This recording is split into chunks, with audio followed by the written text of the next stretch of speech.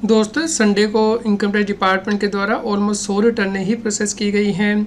तो इस वीडियो में हम जानेंगे कि बहुत से लोगों के जो इनकम टैक्स रिफ़ंड फेल हो रहे हैं और वो रिफ़ंड रीइशू नहीं कर पा रहे हैं, उस केस में उन्हें क्या करना है, इसके लिए कितना टाइम लगता है। तो आप इस वीडियो को सभी लोगों के साथ शेयर करें ताकि सभी लोगों तक ये जानकारी पहुँच पाए।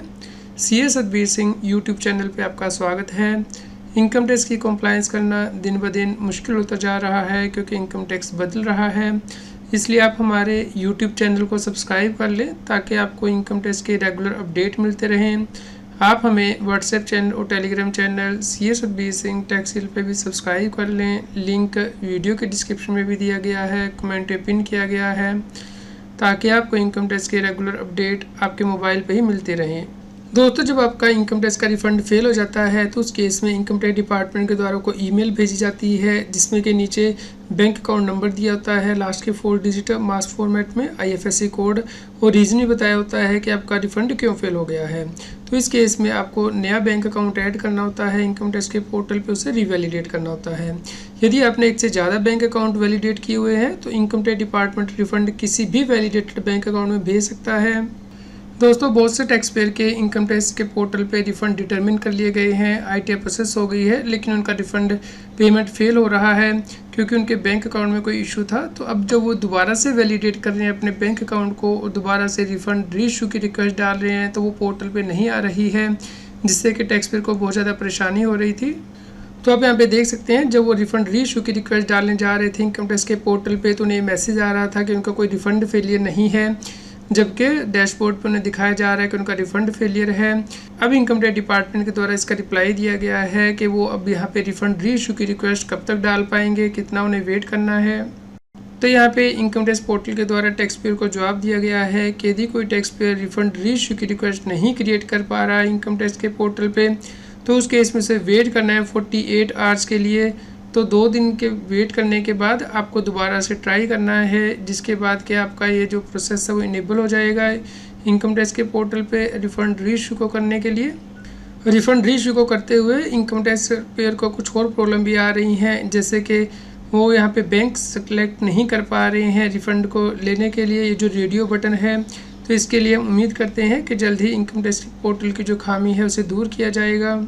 बहुत से टैक्स पेयर ने रिफ़ंड रीइशू की रिक्वेस्ट सबमिट कर दी है इनकम टैक्स के पोर्टल पे, लेकिन वो अभी भी पेंडिंग है। दोस्तों इस केस में आपको 15 से 20 दिन लग सकते हैं रिफ़ंड मिलने में, क्योंकि ये रिफ़ंड जो है दोबारा से वैलिडेट किया जाता है इनकम टैक्स के पोर्टल के द्वारा, जैसे कि आपका bank account, IFSC code extra, तो उसके बाद ही रिफ़ंड रिलीज़ किया जाता है। बहुत से टैक्स पेयर को पहले रिफ़ंड अवेटेड का मैसेज दिखाई दे रहा था, उनकी रिटर्न प्रोसेस नहीं हुई थी, लेकिन यहाँ पे मैसेज आ रहा था इनकम टैक्स के पोर्टल पे, लेकिन अभी मैसेज उन्हें नहीं दिखाई दे रहा है। तो यदि आपको रिफ़ंड अवेटेड का मैसेज नहीं दिख रहा है तो इसका मतलब ये नहीं है कि आपको रिफ़ंड नहीं मिलेगा।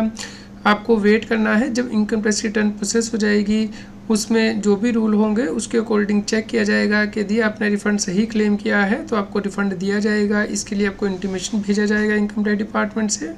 कई लोगों को इनकम टैक्स के पोर्टल पे स्टेटस दिखाई दे रहा है कि उनकी रिटर्न जो है प्रोसेस तो हो गई है, रिफ़ंड भी इशू हो गया है, लेकिन उन्हें रिफ़ंड नहीं मिला है। तो उसके लिए उन्हें इनकम टैक्स का रिफ़ंड स्टेटस ट्रैक करना है इनकम टैक्स के पोर्टल पे। दोस्तों बहुत से लोगों का रिफ़ंड डिटरमिन तो कर लिया गया है, लेकिन अभी तक रिफ़ंड बैंकर के साथ शेयर नहीं किया गया है। तो इस प्रकार से आपको स्टेटस दिखाई देता है इनकम टैक्स के पोर्टल पे, status of income tax refund के अंतर्गत।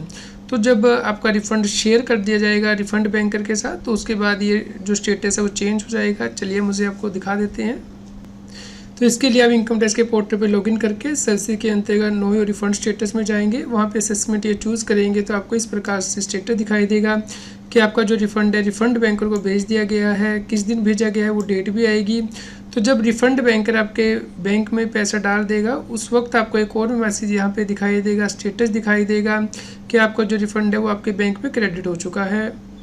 दोस्तों यदि आपका रिफ़ंड आपके बैंक में क्रेडिट हो जाता है तो इस प्रकार से आपको मैसेज दिखाई देगा कि रिफ़ंड बैंकर ने किस दिन आपका जो रिफ़ंड है वो आपके बैंक में क्रेडिट किया है, वहाँ पे डेट आएगी और आपका जो यूनिक ट्रांजैक्शन रेफरेंस नंबर है वो भी यहाँ पे आ जाएगा, किस बैंक में क्रेडिट किया है उसके लास्ट के 4 डिजिट भी आपको दिखाई देंगे यहाँ पे। यदि कोई टैक्स पेयर हाई रिफ़ंड मांगता है तो उस केस में इनकम टैक्स डिपार्टमेंट रिफ़ंड देने से पहले उससे कंफर्मेशन मांगता है। तो इसकी कंफर्मेशन आपको इनकम टैक्स के पोर्टल पे ही देनी होती है लॉगिन करके वर्क लिस्ट के अंतर्गत। यहाँ पे आपको कंफर्म करना होता है कि आपने जो रिफ़ंड क्लेम किया है वो बिल्कुल सही है या फिर आपसे रिफ़ंड क्लेम करते हुए कोई गलती हो गई थी और आप अपनी रिटर्न को रिवाइज़ करेंगे। आपको इंश्योर करना है कि इनकम टैक्स के पोर्टल पे आपके जो बैंक अकाउंट है वैलिडेटेड हो, सभी टिक जो है ग्रीन में आए और वो आपका बैंक अकाउंट रिफ़ंड के लिए एलिजिबल हो। यदि आपके बैंक अकाउंट में मेंशन किया है रिस्ट्रिक्टेड फॉर रिफ़ंड, तो इस केस में आपका जो रिफ़ंड है वो नहीं आएगा। इस केस में हो सकता है कि आपका जो नेम है as per pan and as per bank account match ना कर रहा हो, तो इसलिए आपको दूसरा बैंक अकाउंट ऐड करना पड़ सकता है इनकम टैक्स के पोर्टल पे। कुछ टैक्स पेयर ऐसे हैं जिनका कि रिफ़ंड प्रोसेस भी कर दिया गया है लेकिन उन्हें दिया नहीं जाता है क्योंकि उनकी पुरानी आउटस्टैंडिंग डिमांड होती है इनकम टैक्स के पोर्टल पे। तो इसके लिए आपको रिस्पॉन्स देना होता है, इसके लिए आपको कम्युनिकेशन भी भेजा जाता है। आप इनकम टैक्स के पोर्टल पे जाके पुरानी आउटस्टैंडिंग डिमांड से एग्री कर सकते हैं, डिसएग्री कर सकते हैं। तो उसके बाद आपके रिस्पॉन्स को इनकम टैक्स ऑफिसर कंसिडर करता है, उसके बाद ही यदि वो सेटिस्फाइड है तो आपका रिफ़ंड रिलीज़ किया जाता है। तो इसके लिए आपको इनकम टैक्स के पोर्टल पे सेक्शन 245 के अंतर्गत जो प्रपोज एडजस्टमेंट है वो दिखाई देती हैं। कुछ टैक्स पेयर ऐसे हैं जिन्होंने कि TDS का रिफ़ंड क्लेम किया था, रिफ़ंड ज़्यादा था लेकिन इनकम टैक्स डिपार्टमेंट ने रिफ़ंड को कम प्रोसेस किया है, ये कहते हुए कि उनका TDS 26 AS में अपीयर नहीं हो रहा है। तो इस केस में आपको चेक करना है कि यदि आपका 26 AS में TDS सही आ रहा है तो आपको अपनी रिटर्न को दोबारा से प्रोसेस करवाना है ताकि आपको जो बैलेंस रिफ़ंड है वो आपको मिल पाए। कुछ रिटर्नें ऐसी हैं जिनमें कि टैक्स पेयर ने बहुत ज़्यादा रिफ़ंड क्लेम किए हैं, तो ये रिटर्नें अभी प्रोसेस नहीं की गई हैं इनकम टैक्स डिपार्टमेंट के द्वारा या डिले से प्रोसेस की गई हैं क्योंकि इन केस में रिस्क फैक्टर इन्वॉल्व होता है और इनकम टैक्स डिपार्टमेंट की जो इंटरनल अप्रूवल है वो लेनी होती है। उसके बाद ही ये रिटर्नें प्रोसेस की जाती हैं और रिफ़ंड रिलीज़ किया जाता है। तो इस केस में टैक्स पेयर को वेट करना होगा। कुछ टैक्स पेयर को इनकम टैक्स पोर्टल के द्वारा ये मैसेज दिया जा रहा है कि उन्होंने जो रिटर्न फाइल की है वो डिफेक्टिव है, इनकम्प्लीट है, तो इसके लिए उन्हें रिस्पॉन्स देना है नोटिस का सेक्शन 139 सब सेक्शन 9 के अंतर्गत उन्हें करेक्टेड रिटर्न फाइल करनी होगी, उसके बाद ही उनका इनकम टैक्स का रिफंड प्रोसेस किया जाएगा। बहुत से टैक्स पेयर को इनकम टैक्स के पोर्टल पे एक और प्रॉब्लम आ रही है, वो है EVC से वेरिफिकेशन करने की।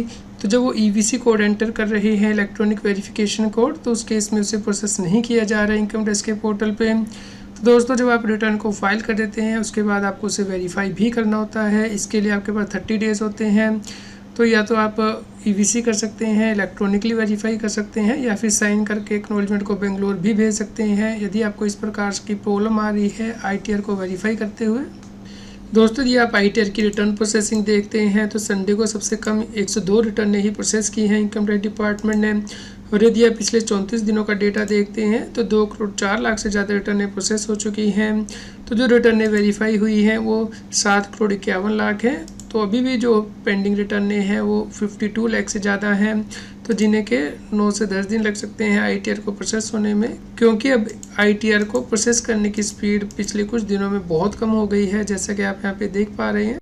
दोस्तों, जो रिटर्नें वेरीफाई होती हैं उन्हें ही प्रोसेस किया जाता है इनकम टैक्स डिपार्टमेंट के द्वारा। तो यहाँ पे 93% रिटर्नें प्रोसेस कर दी गई हैं जो वेरीफाई हो चुकी हैं, और 7% रिटर्न ही पेंडिंग है प्रोसेसिंग के लिए।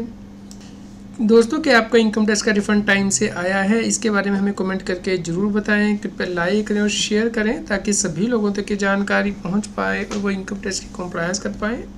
इनकम टैक्स की और अधिक जानकारी के लिए आप CS Satbir Singh YouTube channel पे जाके प्लेलिस्ट में जाके टॉपिक वाइज प्लेलिस्ट देख सकते हैं कि इनकम टैक्स में कौन से नए बदलाव हो रहे हैं, जैसे कि इनकम टैक्स अपडेट के अंतर्गत या फिर डायरेक्ट टैक्स कोड के अंतर्गत। रेगुलर टैक्स अपडेट के लिए इस चैनल को सब्सक्राइब करें। आप हमें Telegram app CS Satbir Singh tax hill पे ज्वाइन कर सकते हैं ताकि आप GST और इनकम टैक्स के रेगुलर अपडेट अपने मोबाइल पर ही प्राप्त कर सकें।